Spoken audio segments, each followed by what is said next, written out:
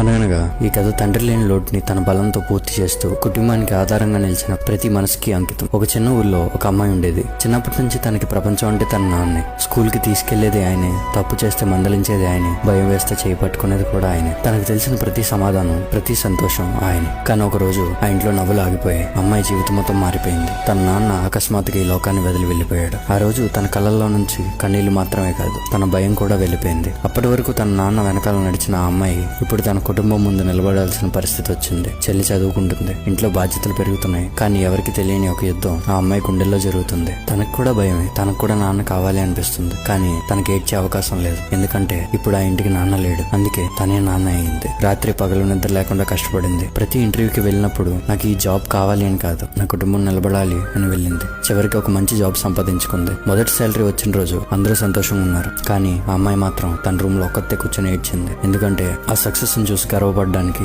తన నాన్న లేడు. కానీ తనకు తెలుసు ఏదో ఒక చోటు నుంచి తన నాన్న నవ్వుతూ ఉంటాడని. ఇప్పుడు తనే బిల్స్ కడుతుంది, చెల్లిని చదివిస్తుంది, అమ్మని చూసుకుంటుంది. లోకం తనని కూతురు అని పిలుస్తుంది. కానీ తన కుటుంబం దృష్టిలో తనే నాన్న. ఈ ఫాదర్స్ డే రోజు కేవలం ఫాదర్స్ కి మాత్రమే కాదు, తన నాన్న లేని లోటుని తన భుజాలపై మోసుకుంటూ కుటుంబం కోసం నిలబడిన ప్రతి అమ్మాయికి, తన వయసు కన్నా ఎక్కువ బాధ్యతలు తీసుకుని ఇంటికి అండగా నిలబడిన ప్రతి అబ్బాయికి, ఇంకా తన పిల్లలకి తల్లిగానే కాదు తండ్రిలా కూడా జీవితం అంతా పోరాడిన ప్రతి అమ్మకి హ్యాపీ ఫాదర్స్ డే. ఎందుకంటే రక్తంతో ఫాదర్ అవ్వచ్చు, కానీ ప్రేమ, బాధ్యత, త్యాగంతో ఒక ఫాదర్ స్థానాన్ని పూర్తి చేయడం అందరికీ సాధ్యం.